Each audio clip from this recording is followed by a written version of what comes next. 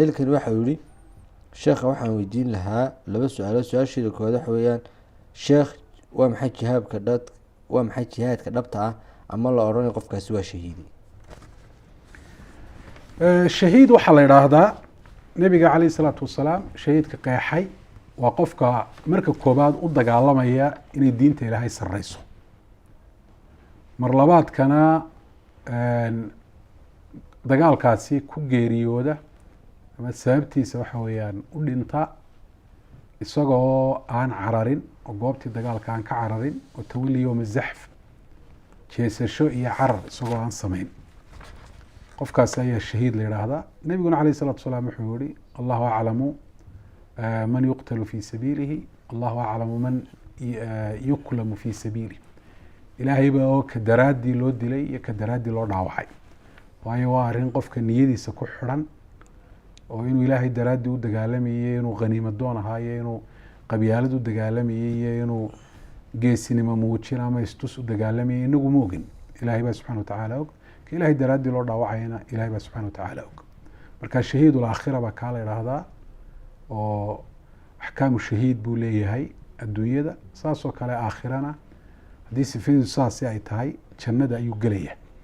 waxaa kaloo jira wax loo yaqaano shahiid, axkaamu shahiid aakhira leh laakiin adduunyada axkaamu shahiid aan lahayn, oo shahiidka axkaamu shahiid leh fi dunya iyo fi laakhiraba lama maydhayo oo laguma tukanayo oo maryihii uu ku dhintay baa lagu aasaya, hadha waxa lasoo saari doonaa iyadoo dhaawici ku yaal laakiin dhiiggii urtii dhiigga aan lahayn laakiin raaixada ama carafta miskiga oo kale leh.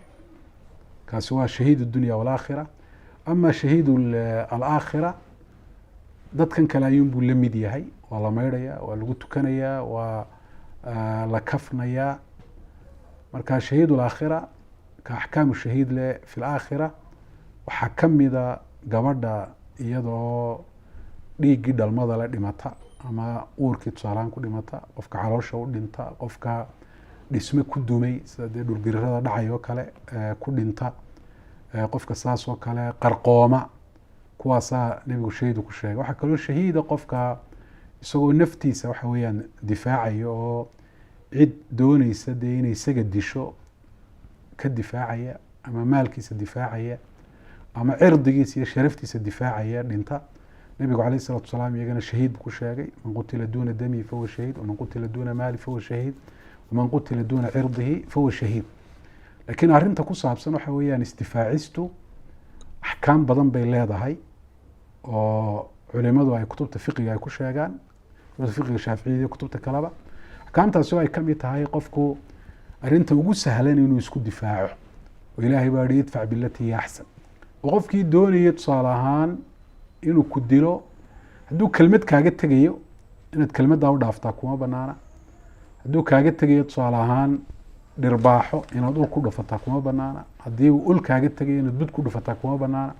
hadduu bud kaaga tegayo inaad seef ku dhufato ama inaad xabad ku dhufato. hadduu kaaga tegayo inaad dhaawacdo inaad dishaa kuma banaana. haddii aad ka carari karayso oo taa aad kaga badbaadi karaysid inaad saas oo kale dishaa kuma banaana. maaha macnaheedu mar hadduu aniga i doonayo inaan dilaa way ii banaan tahay, maaha.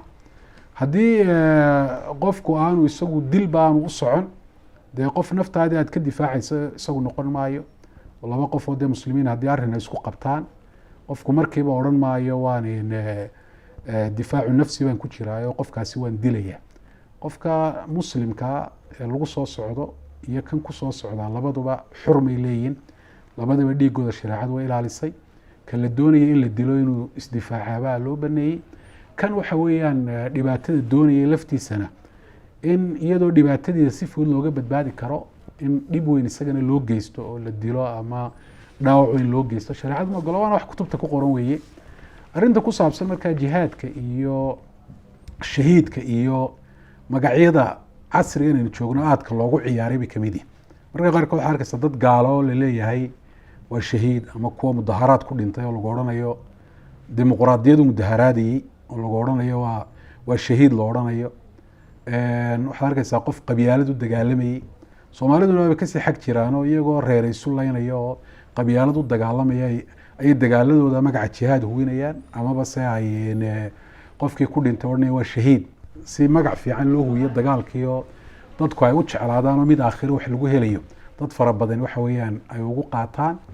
xaqiiqaduna waxa weeye shay walba waa in miisaanka shareecada la saaro oo dagaalka qofkani muxuu u dagaalamayaan waa la eegaya, dagaalkiisu waa noocee, labadaaba shareecadu way eegeysaa, kadibna dagaalkii xukun bay siinaysaa shareecadu. arrimaha noocaasana hadii jeeraale waa in dadka ahlucilmiga looga dambeeyo oo iyaga qofku uu weydiiyo idhaahdo bal dagaalka noocaasiya ka waran, qofka ku dhinta ma shahiidba ma jihaad baa lagu tilmaami karaa.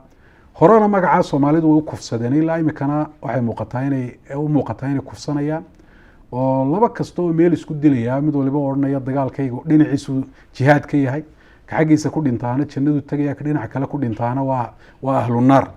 marka arrimaha noocaasina maaha arrimo dadku iyagu ay say doonaan ay u dhigi karaan, waa arrimo shareecadu ay ka hadashay oo ay tahay shareecada in loola noqdo, si ilaahayna dadka ahlu cilmiga la weydiiyo fasalu ahla dhikri in kuntum laa taclamuun.